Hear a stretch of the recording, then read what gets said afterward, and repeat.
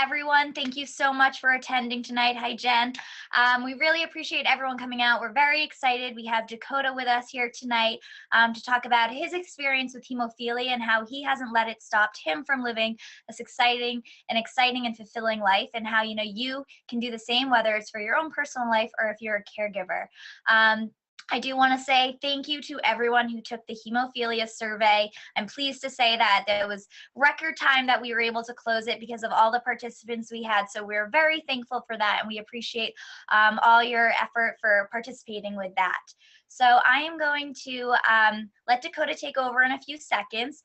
If you'd like to, as I said, as you enter the room, everyone can use that chat feature to leave their name, where they're from, and what they advocate for.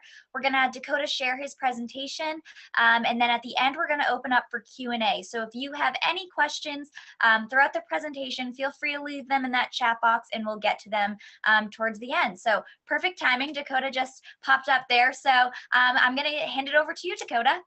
All right, awesome. Thank you very much. So hi guys, my name is Dakota Rosenfelt. I'm 21 years old. I'm from Kansas City, Missouri, and I have severe hemophilia A. I want to go ahead and thank WeGo Health for giving me the platform to host this little webinar for you guys, and hopefully hearing about my story is going to give you guys either some hope on your end or just give you a different perspective to your journey with hemophilia as well.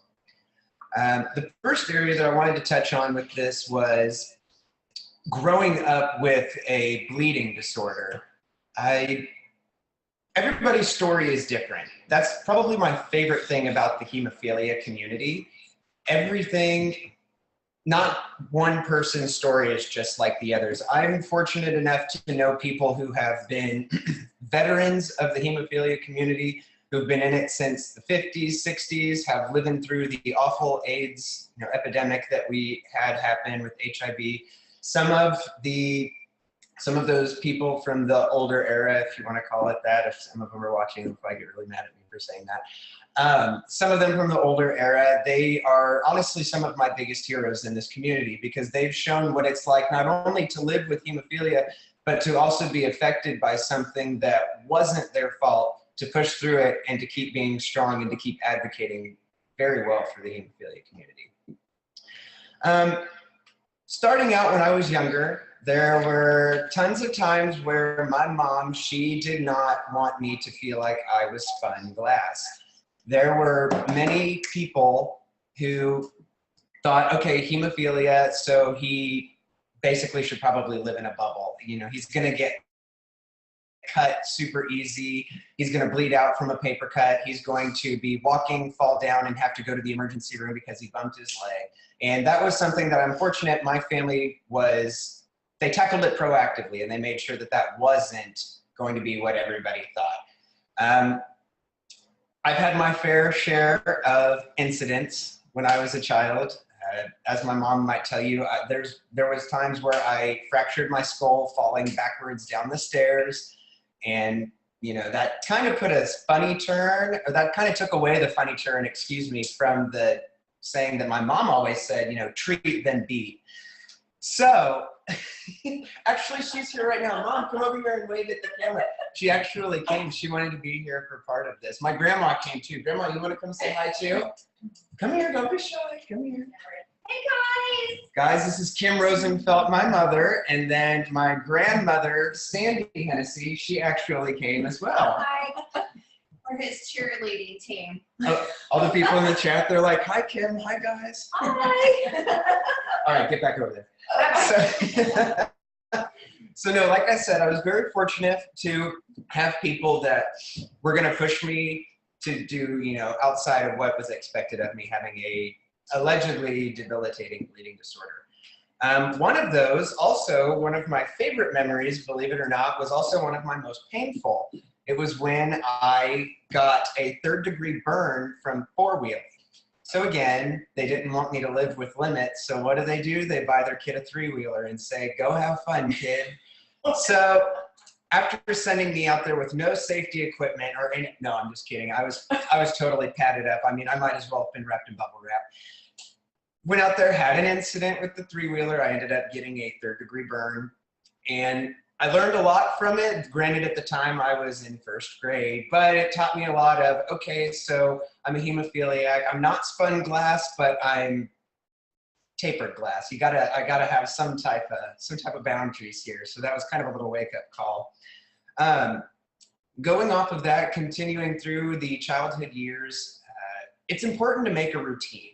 It's really important to get a routine. My routine, I have always been a person that woke up really early. So I always got up at 6. The thing was, you came downstairs, you had breakfast, and you couldn't watch TV until you did an infusion. Sometimes the TV would be on, and lo and behold, the vein would get missed because I was paying more attention to the television.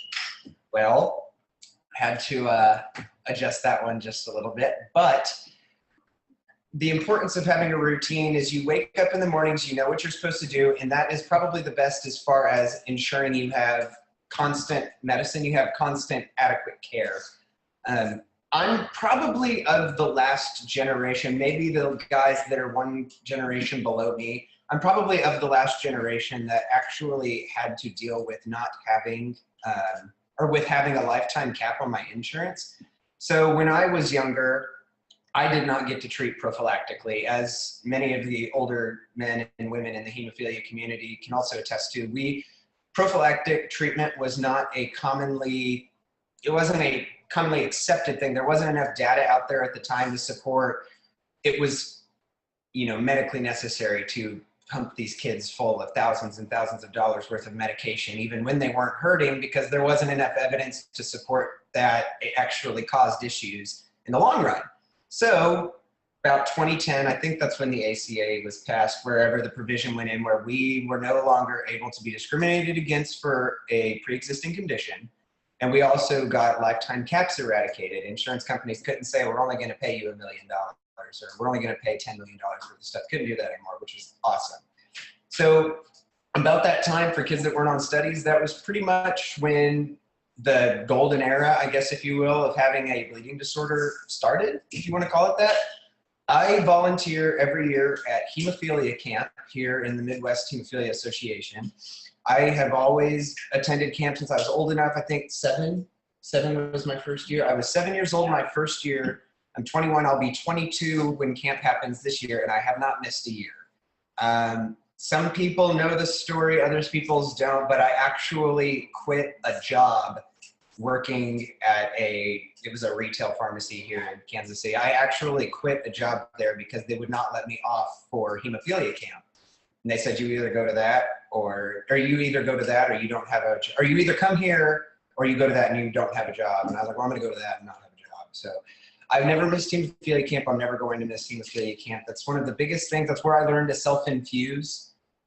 Being surrounded by supportive nurses, nurse practitioners, doctors, parents, other hemophiliacs that had been at the camp years before me, who were all pushing you on, saying you can do this.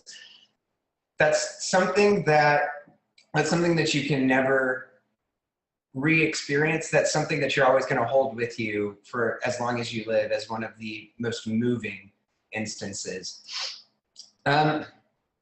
Speaking back on routines, there was also an issue that I had, which it's kind of ironic. I won't talk about it in this webinar, but it's kind of ironic. One of my biggest issues was with logging my medications. If you have questions about why that's ironic, you can put it in the chat or the Q&A and we'll talk about it later. But logging was actually a big issue of mine. I never wanted to do it. It was always inconvenient. So what's the best way to incentivize a kid to do something that they don't want to do? Cash. That's it.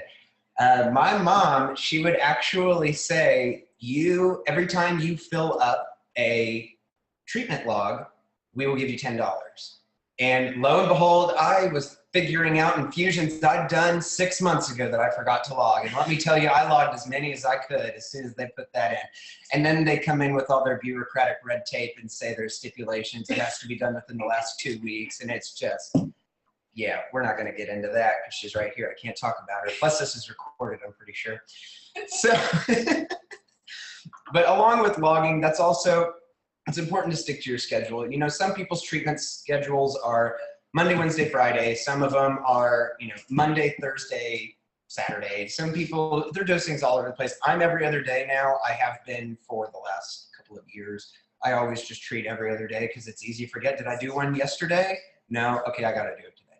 It's super easy to remember that schedule, but sticking to a schedule is going to make it to where something will actually, it's a mental issue. I don't know what it is. I know statistically 27 times is what it takes for you to do something before it becomes a habit. But when I don't do an infusion, when I skip, I actually feel weird. I know it's all in my head. I know there's no merit or science behind it, but when I don't do an infusion, I hurt more. I feel weird in my head, like, oh, something's going to happen to me. I need to do an infusion. And that's just because I got really good at implementing a schedule and sticking to it at a really early age. Again, thanks, Mom and Grandma. They're not even paying attention. They're in the same house. They're not even paying attention. So now we're going to go ahead and move on into a different topic here before Rigo yells at me and tells me I'm spending too much time in one area. I'm just kidding, guys. So I know there's been lots of different experiences with people in school, you know, from daycare to kindergarten to middle school, elementary school, all the way up through high school and college. There's been tons of different experiences. I know I spoke to one family at NHF this last year where she said her son was not allowed to, excuse me, her son was not allowed to have a locker around other kids in middle school because the school was afraid that the lockers being slammed and flung open would hurt him.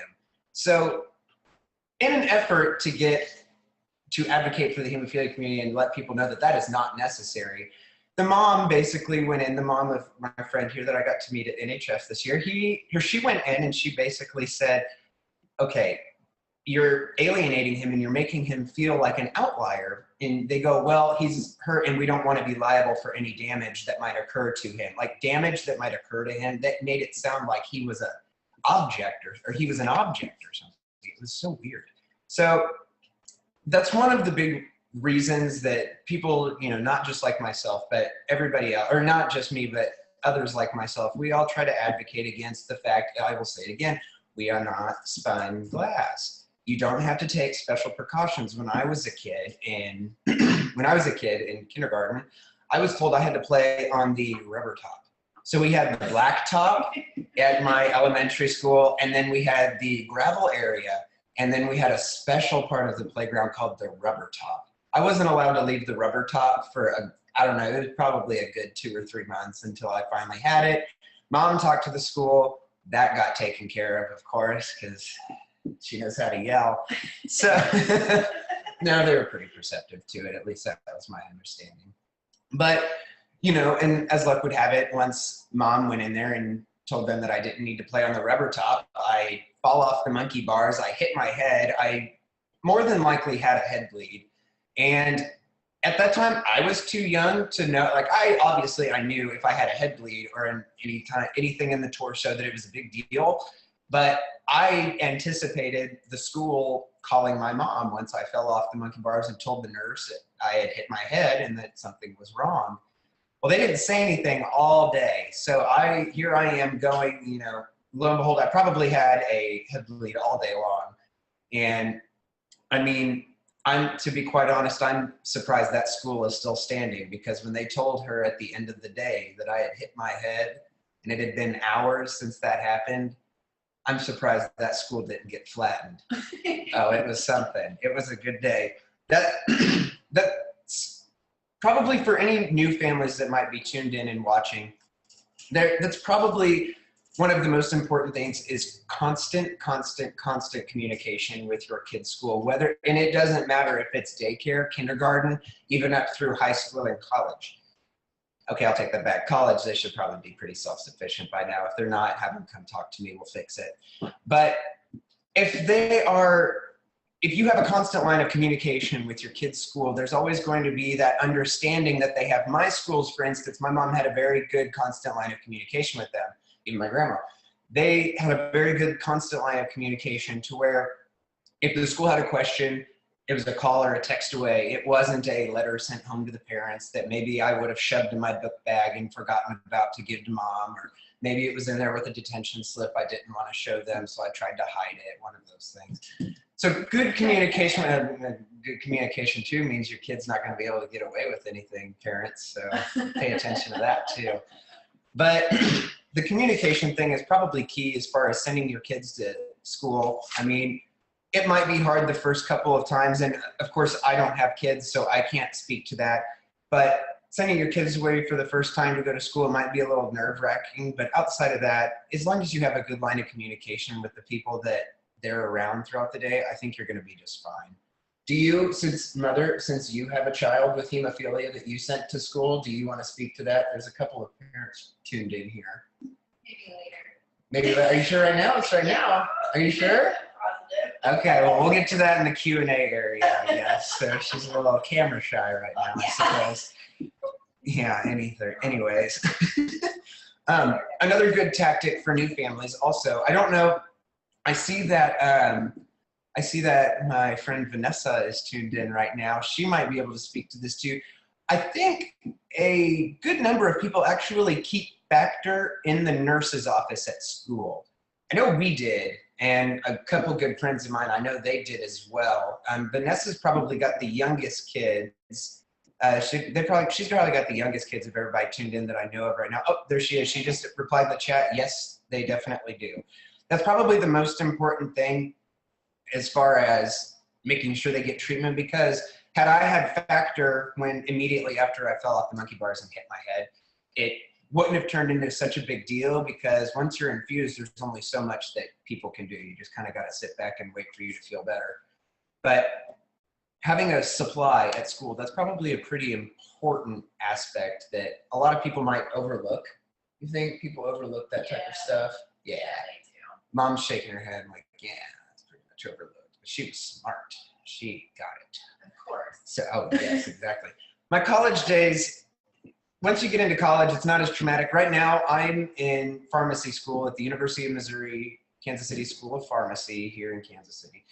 I'm pursuing a doctorate in pharmacy degree where actually once I'm done, I don't want to go work for a retailer specialty. I actually want to go work in the medical science field. Obviously, I want to jump into the world of hemophilia and give back in any way that I can. However, I felt as if working at a retail or a specialty pharmacy wasn't going to give me the type of communication with not just patients, but providers, insurance companies. It wasn't going to give me the type of interactions that I was looking for to take with my degree.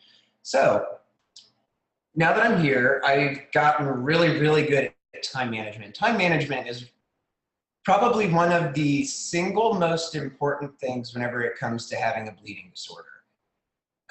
Time management is the difference of waking up and having a super busy day in and day out, and not having time for your infusions. Well, if you're not careful, a lot of people have super busy days all the time. If you're not careful, you might go 2 or 3 or 4 or 5 days forgetting to do an infusion because you just didn't have time. Well, you've always got time.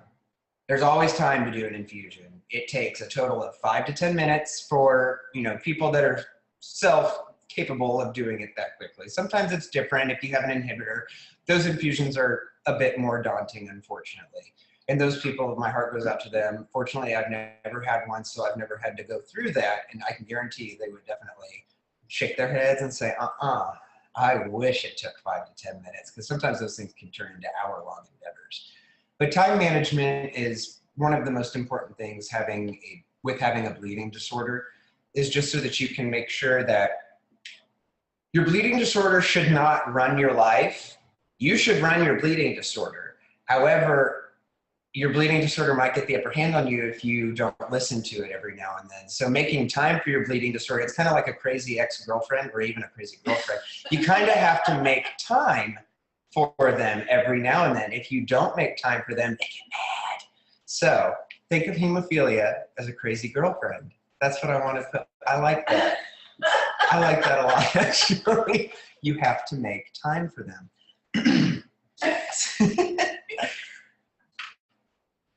Another thing with college that I kind of wanted to touch up on is the importance of having friends that know about your bleeding disorder. So I rushed a fraternity in my freshman year.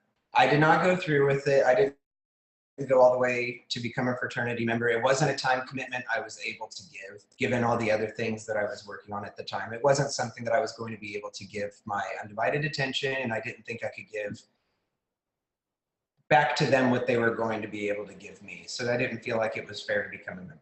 However, right from the get-go, right when I started rushing, I made it a point to tell pretty much every guy that I came in contact with that I have hemophilia. It's a bleeding disorder. I don't need special treatment, but in the instance that, there's some rough play going on, if we're roughhousing, playing football or whatever in the backyard, and I get tackled, I hurt my head, or I hit my head and something starts to hurt. I mean, I know the difference between falling over, bumping something, saying ow for a couple minutes and then moving on. I know the difference between that pain and there's something wrong, there's a bleed going on. And having people that understand that boundary with you actually helps you progress quite a bit. And it helps you progress quite a bit in making friendships. And honestly, it actually helps you keep the friendships quite a bit. I mean, some of my best friends, they've known that I've had hemophilia forever. If you asked any of them, half of them will probably say, if you were to say, what was one of the first conversations that you had with Dakota? And they'll probably say, oh, he was telling us about something with his blood, I don't know. Like, that's what they always say. Everybody always reverts back to hemophilia and how that was one of the first things out of my mouth, because it is.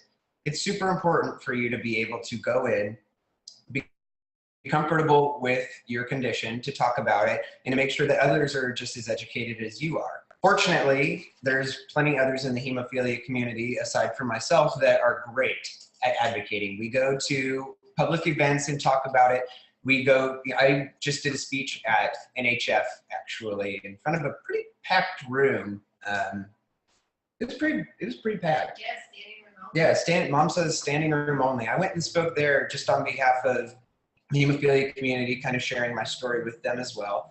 And having new families look up and see somebody, in their early 20s like me, and Chris Bombardier, a person that many in the hemophilia community know as well. He got up and did a speech right after mine. And having new families look up and see people like us, I've heard, from that speech, I'll never forget it. There was a woman that I spoke to, she was from India.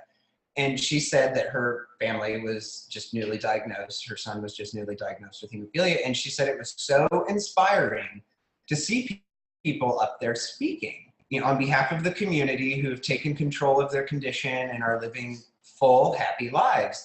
She was like, this is so inspiring to see. She goes, just bless you and thank you so much. And those types of experiences I wouldn't have gotten if I didn't have hemophilia. Because if I wouldn't have had hemophilia, it might have taken me quite a bit more time to find something I was this passionate about. So fortunately, I was diagnosed with hemophilia at 13 months old, and fortunately, it did give me some type of light, and not only how to act amongst friends, it taught me essentially how to grow up a lot earlier than people my age, normal people my age. I won't say normal, I'll use that I'll use that lightly. But it taught me to grow up. It taught me very important time management skills from a really young age. And it taught me to be passionate about something way earlier than a lot of people are. I hear it all the time. People say that, they're like, you are so passionate about this. What are your experiences with this? And how are you so passionate about this at such a young age? And I'm just like, take a seat, we'll talk. And, usually they don't have 4 or 5 hours for me to sit there and chit chat with them about all of my experiences. And trust me, I've had plenty. But it's one of those things that I will hold with me forever. And that's how, being able to touch families in a way that they, being newly diagnosed, might not have thought was even possible. And it really gives them a new light. And that's probably one of my favorite things about being diagnosed and being able to go out and speak to people. Vanessa put something on here. Your mom was the first hemo mom I met, and it was such an important start to our path of learning hemophilia. Yes, exactly. Yeah, that was from Vanessa. Isn't that nice? Oh, she's like, oh, over here on the side. So she goes, oh, V. She said, don't cry. So yeah, so taking from Vanessa's message right there, having a steady base of people that have lived through what you're about to go through, and to see the ones that have come out on top, that really is a relaxing bit. And of course, if you're newly diagnosed, you don't have to talk to me. Talk to other moms of families that were newly diagnosed, that came to events, that volunteered, that got involved with the hemophilia community, and they'll all tell you the exact same thing. It really is a very unique community as a whole, and I'm very privileged to be a part of it. My last little segue here is traveling with a bleeding disorder. So this is one that a lot of people are on the fence about, because there's not a lot of information out there. It's just kind of like what you're comfortable with. It's, you know, what did you do? What did you do? There's no generic checklist of what you should take with you, what you should say, what you should do, policies, procedures for when you travel, all of that stuff. There's no generic checklist, like I said. So one of the things I wanted to touch on is it's really important if you're going to be traveling within a, what's standard commuting? Is it 60 miles? A 60-mile radius? That's a standard commute. If you're going to be traveling outside of about 60 miles of a hemophilia treatment center, it's super, super important to have some type of letter outlining your specific case, who your doctor is, phone numbers to be able to get a hold of them, whether it be 3 o'clock in the afternoon or 1 o'clock in the morning. You need to have some type of outline of your specific case. So if I was, somebody to come in and say, okay, well, I've got severe hemophilia. I'm 21 years old. I've got severe hemophilia. I'm from Kansas City. My doctor's this dude. Well, they're going to look at me. They're going to be like, okay, what do you treat? What is that? Some people, if you're incapacitated, you might not be able to tell them what your treatment regimen is. So anytime you're traveling outside of a close vicinity to your treatment center, it's very important to have some type of letter outlining, who you are, your regimen, what medication you use, all of that stuff.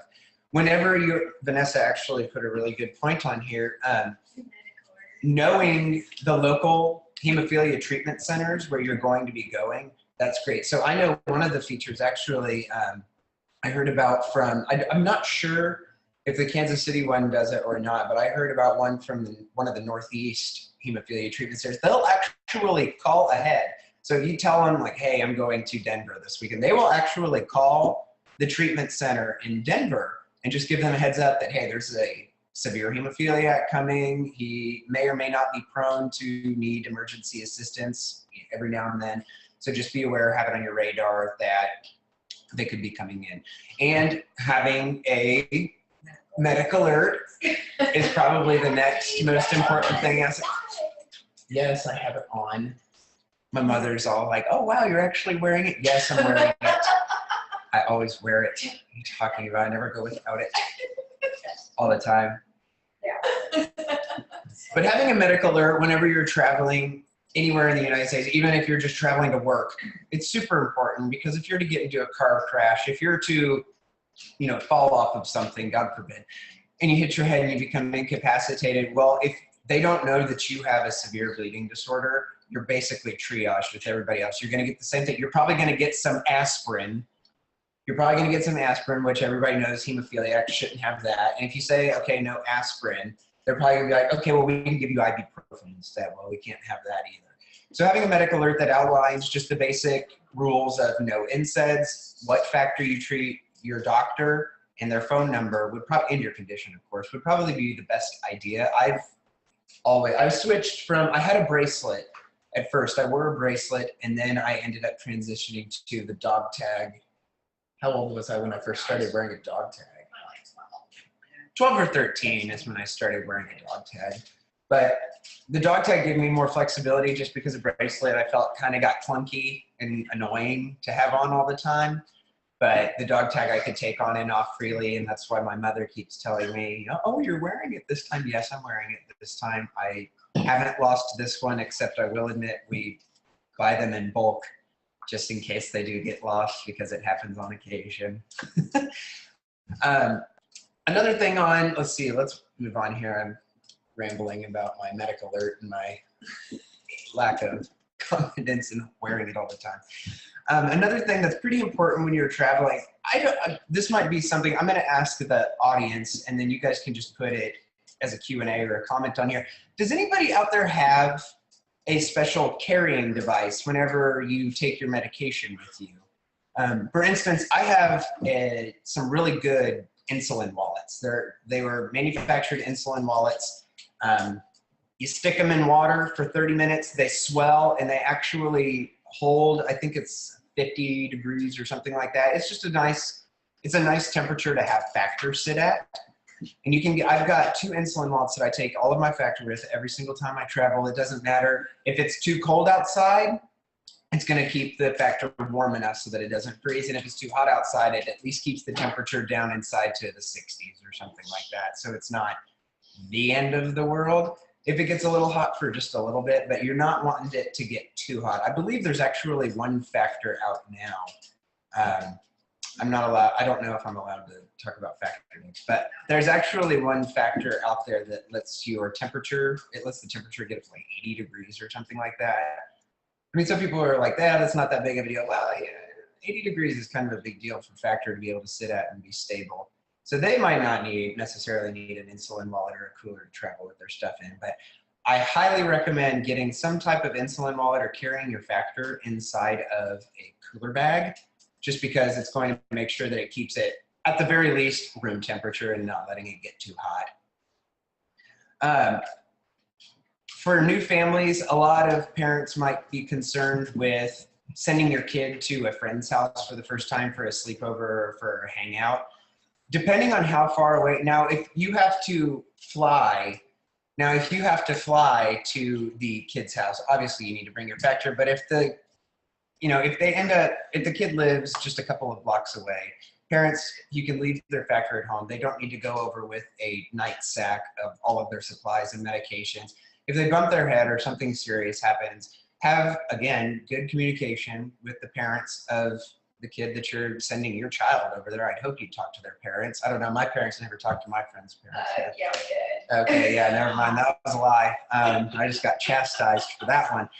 So my parents never talked to them, but if you absolutely still felt the need that you needed to take factor with them, here it is.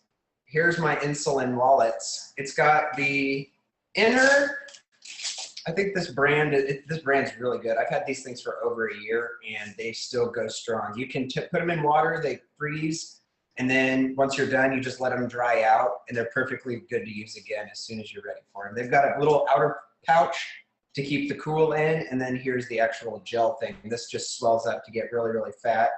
You store all your factor inside of it and you're on your way. As far as traveling to, if you're gonna get on a plane and go somewhere, it's probably important to have your child, maybe not if they're traveling with you, because I would assume that if you're a parent, you probably know how to infuse, or you know how to access somebody that can infuse your child if your kid can't do it already. But if you're sending your kid off on their own to go travel, it's really important to designate a travel companion. It's very important to have a travel companion just so that there's always somebody that you're with that is familiar with your condition and knows how to treat you in an emergency situation. My travel companion's actually here right now. Come here. No. My travel companion is actually here. So guys, this is Brandon. Brandon, say hi. Hello, everybody. All right, this is Brandon. Okay, you can go sit down now. Okay. So that is Brandon. Aside from being very near and dear to me in more ways than one, he's also my travel companion, which doubles for me because he's also, on top of being a pilot, he is a paramedic. So he knows how to infuse me in an emergency situation, and every now and then I let him practice on my arms. I don't let him stick me anywhere else because that's weird. But I let him practice on my arms so that way he doesn't get rusty. It's important for you to have a travel companion, to have somebody there that's going to know how to treat you in an emergency situation, because that really can sometimes be the difference between life and death. It is very detrimental that you have somebody there for you. We've had some instances, we actually went hiking up in Colorado, and They'll never let me live it down. We got to the top of the mountain. On one of my Facebook pictures, actually, there's a picture of me infusing on a mountain. With a bunch of mountains in the background. It was in Colorado. Which part of Colorado was that? Where was that? South of, kind of west of Colorado Springs. A little west of Colorado Springs where we went. Beautiful place out, beautiful place back in the background. We got to the top of the mountain and I was going to do my infusion for him to take a picture of because I wanted to post it for Facebook and for hemophilia people to see. Well, we got to the top of that mountain and I didn't have a needle. I made the medication, I mixed it all up, I got it completely ready, and I put my tourniquet on, and I was just digging through that bag. I had forgotten a needle. So in the meantime, we ran down the hill where I thought I was gonna need a paramedic to give me an infusion. He was gonna have to make a needle out of rocks or something if we'd have fallen there, but we had to run down to the bottom, we had to go get a needle, and then we tried, because once factors mix, you've only got about 30 minutes or so before it just denatures and it starts to decline in how strong it is. So we had to run to the top of a different mountain, one that wasn't quite as tall as where we just were, so that we could get there within 30 minutes. But we had to take off up that way. And luckily I didn't need him to infuse me that time, but had I forgotten a needle again, I probably would have needed more than just one infusion because he'd have been mad if we had to go back down that mountain. One of the last things for traveling, kind of speaking to the letter as well. This is kind of going to go back on the letter. One of the last things I wanted to touch on was traveling internationally. Now, I don't know how many people travel internationally. I don't know how many people have had that opportunity. If you ever get the opportunity, go. Do it. Doesn't matter how cheap it is, doesn't matter how expensive it is. If you are able to do it and it's in your cards, do not hesitate, go do it. You need to try to see as much of this world as you possibly can. But keep in mind, you do have hemophilia, and there is somebody that you're traveling with that might have hemophilia, so there might be some special precautions you might need to take. I have a letter that we got from my hemophilia treatment center that outlines kind of what we spoke about earlier, just a little bit about my condition, my medication, but then I have a separate letter that is translated in a few different languages. For example, we went for graduation actually. My mom and I, we went on a European trip. We went to Paris, we went to Nice, we went to a bunch of places over in Italy. Well, coming home, for anybody that may have gone to the Rome airport that might know what that catastrophe is like, you know exactly what I'm talking about. When they told us we needed to get there 4 hours before a flight, we thought they were kidding. We thought it was a joke. But had we not gotten there 4 hours before that flight, we might not have made it on the plane. Outside of taking forever at security, or outside of taking forever to get to security, security itself took a long time because they had never seen factor.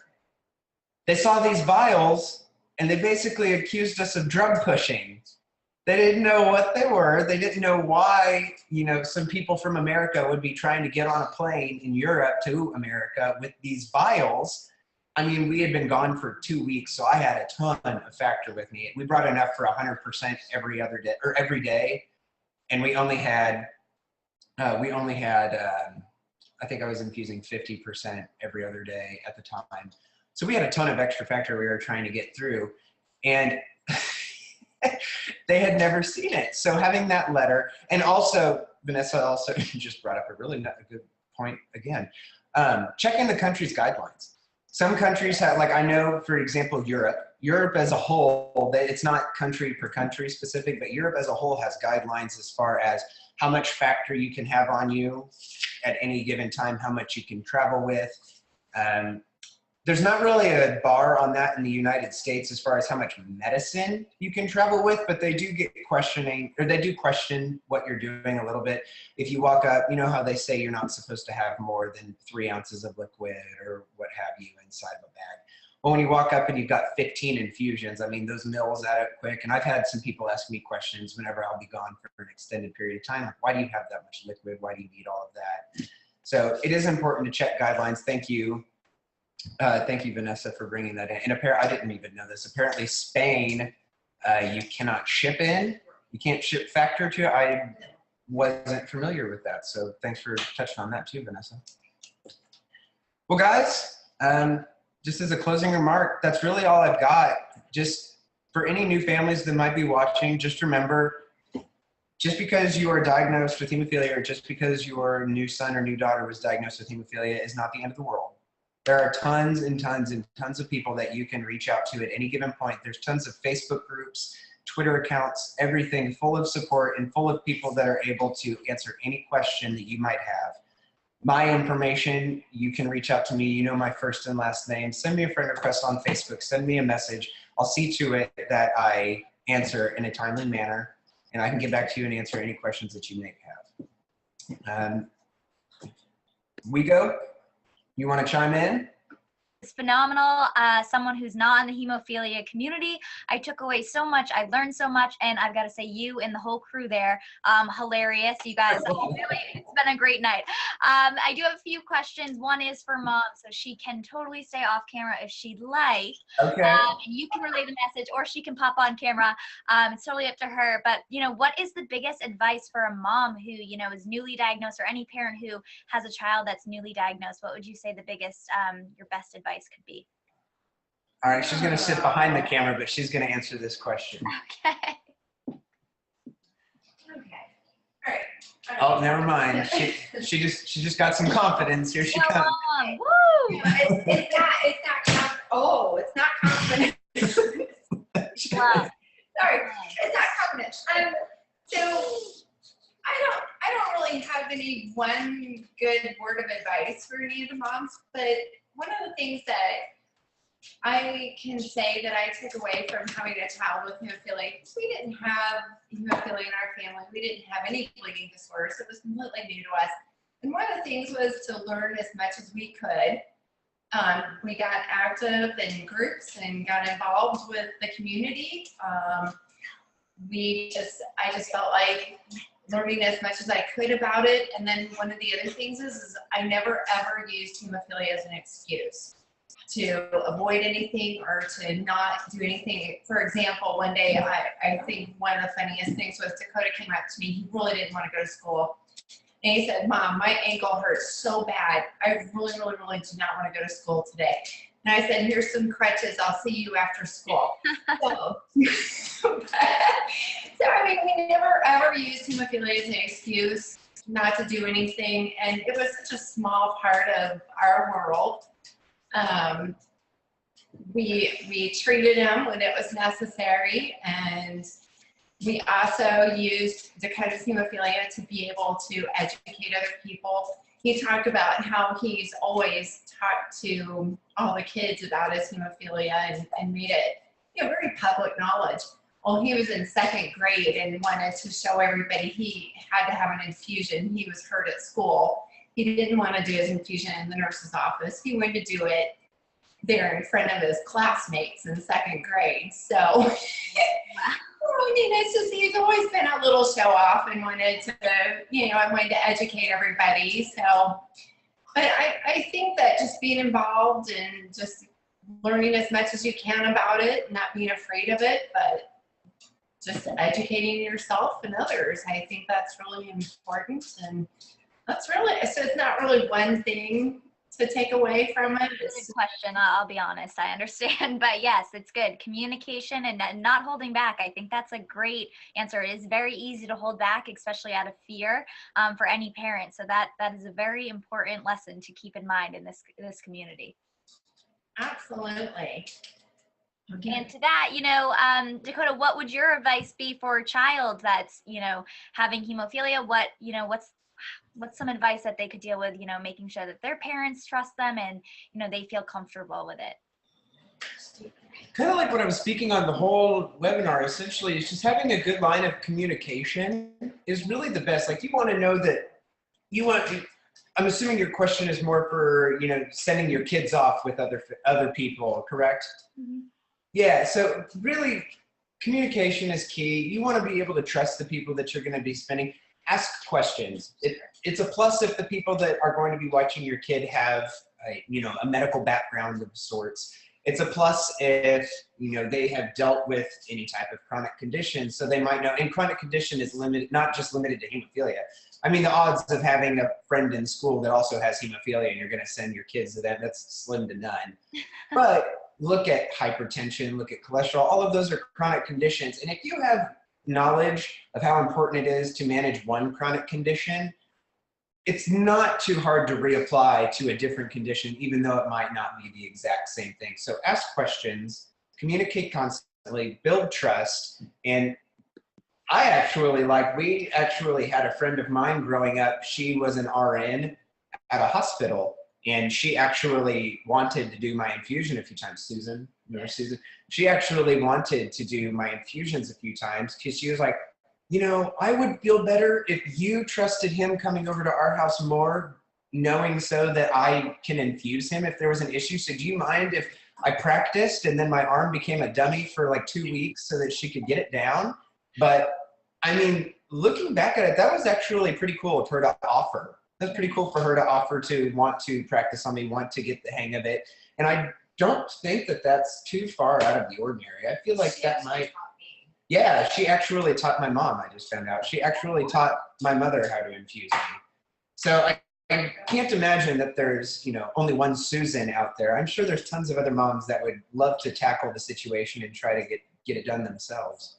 Yeah, so communication to your supports, to the patient, but also to everyone around you, definitely important.